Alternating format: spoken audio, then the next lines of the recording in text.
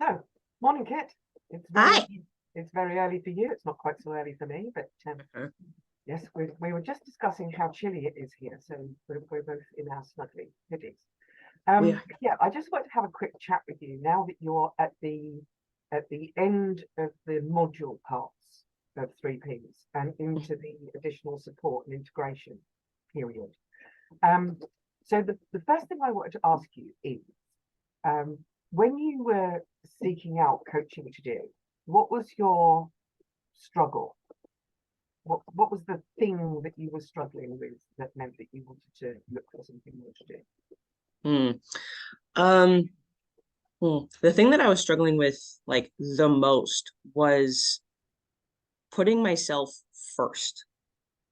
Mm, Not in like a selfish way, but in a I'm pouring from an empty cup way.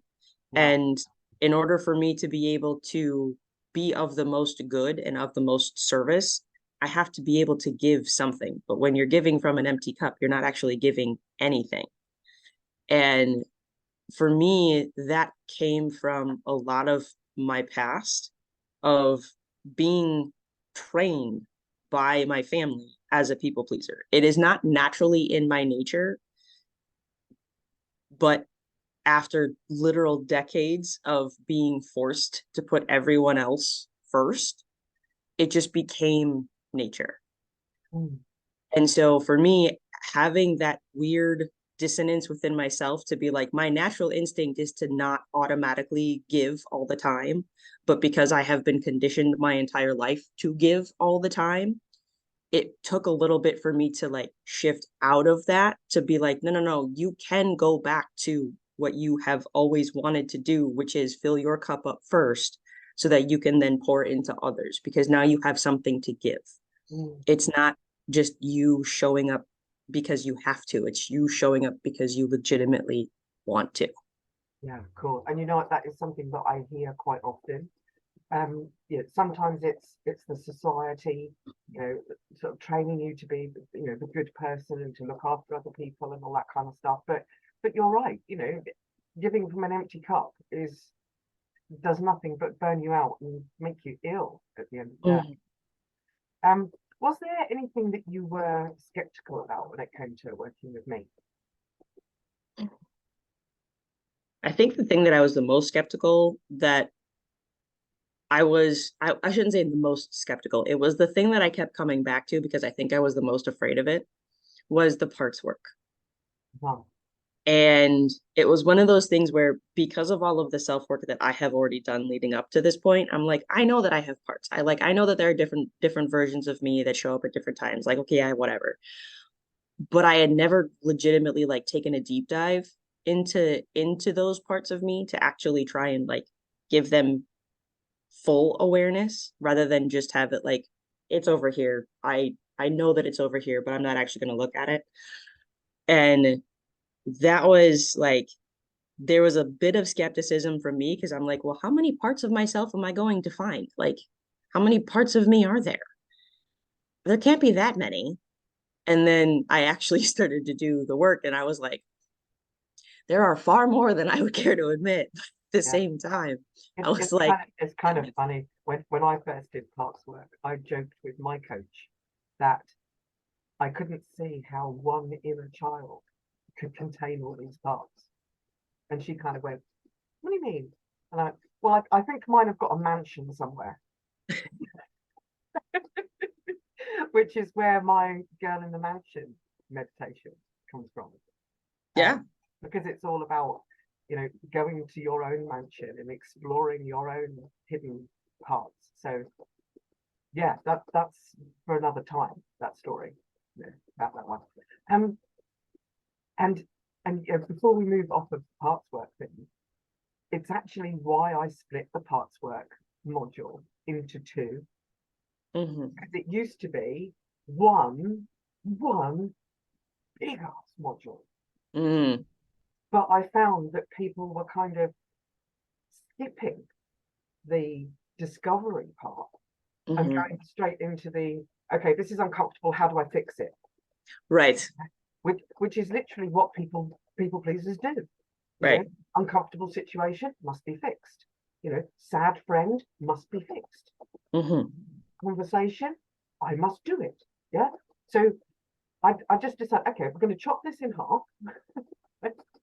And more recently, with you and at least the two who are going through the thing at the moment, I'm splitting it either side of a breathwork module. So Mm-hmm. trying to do that and then to naturally continue to discover without having to push it before you go into that. Okay, so how can I get those needs met without resorting to angry parts jumping up in front of your face and confusing the living daylights? Yeah. Yeah. But I know this interview is not about coaching, but just be warned, you are going to keep discovering parts now. Mm-hmm. Yeah, they're going to keep cropping up. Every now and again, you're going to say something and you're going to think, where did that come from? And then you're going to think, oh, hang on. That's part. That's okay, pen. I need a pen. Yeah. And you're going to start connecting with all of those hidden parts. Because through our childhood, we're not equipped to deal with probably 90% of the stuff that modern society expects us to deal with. Yeah. So that's why our brain is figuring out how to kind of store that stuff for later. Mm-hmm. Mm-hmm. So, biggest win. Do you have the biggest win from the modules?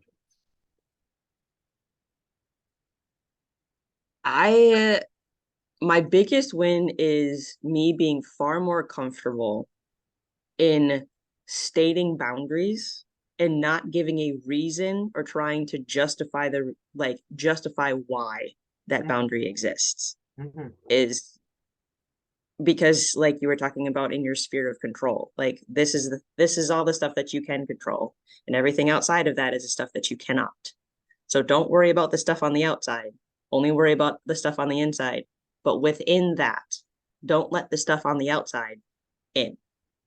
Mm. Yeah. So Because as soon as you let that stuff that's on the outside in, then your boundary just pops the balloon. exactly. And so it's reminding myself that these are the things that I will not allow into my sphere of control. These are the things that I won't let shift me off of whatever's going on in my life. And it's not that I'm trying to keep people out. It's so that I am being able to protect myself and then being able to show up in the way that I want to for them without letting them dictate how I am supposed to show up according to how they dictate or how they think I should based on who they are versus based on who I am. Absolutely. And there's a whole module called family friendly boundaries. Mm-hmm. And I kind of like that module a lot. And I like it particularly for you because of the early conversations we had where we're all about how everybody else was drinking from your cup before you had a chance to fill it. So right. We've gone back to that first thing. So that's probably your favorite tool then. But yes. what about homework? What did you like in terms of homework?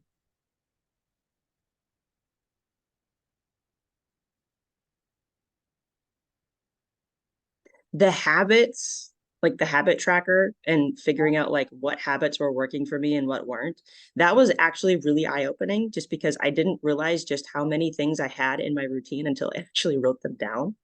And then I was like, oh, I actually do a lot of things for myself just because they have started to make my life easier without me actively realizing it until I wrote them down. Yeah. So like the homework of going back through and like figuring out what habits actually make sense and what ones don't allowed me to streamline my life even more. Because I was like, okay, I'm just doing this because apparently it's the thing that I have been doing for the last X amount of time, but I don't actually enjoy it. I don't actually need it. So why do I keep doing it? Yeah. It's one of those, just because you've been doing it for the last 10 years doesn't make it right. Exactly. And that's exactly what it was. Is there were some things that I was doing that I was like, I've done this every morning for the last 5 years. Why? I don't know, because apparently at some point I heard that it was supposed to be a good idea, so I decided to do it, and then I just never stopped. So what kind of people, other than people pleasers, but what kind of people do you think could benefit from the three P system?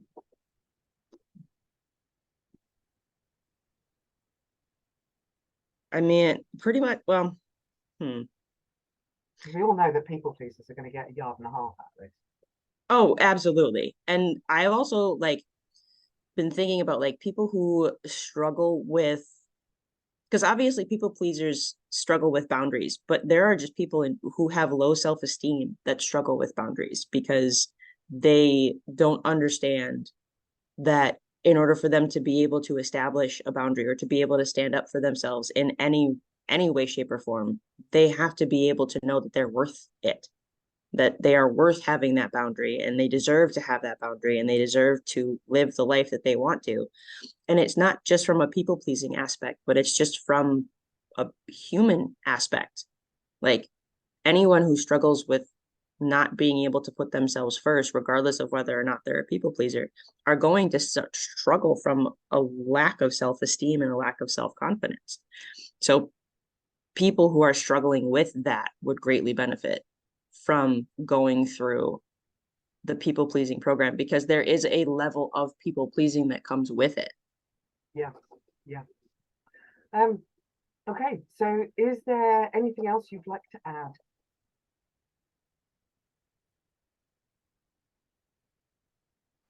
No, I like, well, I shouldn't say that.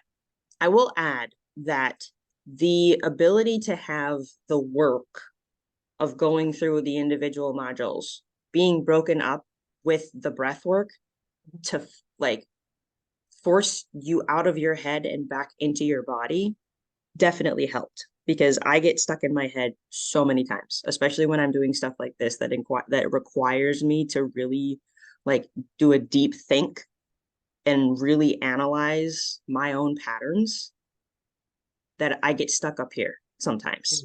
Well, And that so to be, video, the short video that, or the short meditation that I gave you right at the beginning, the body yeah, one. That's why that one is like short, because you can use it anytime you like. right. Even if you're, before you go to work, or when you get back from work, or if you've got to go and have a difficult conversation with someone, you know, all of those things. I mean, there's one client who shall remain nameless, but one client who actually carries that on her phone. So that when she's doing things like, oh yes, when she's sitting waiting for her kids to come out of school, she's sitting in the car. Yeah. She doesn't want to get out of the car and talk to all the other mums because they're all just clicky and nasty and she doesn't like them. Mm. So she sits in the car and just defocuses her eyes and lets her eyes wander around the scenery and just has body connection meditation going into her ears, just reminding herself to drop in and be who she is. Mm-hmm. Okay, well, I think we'll stop the recording. Thank you very much, Kate. Sure.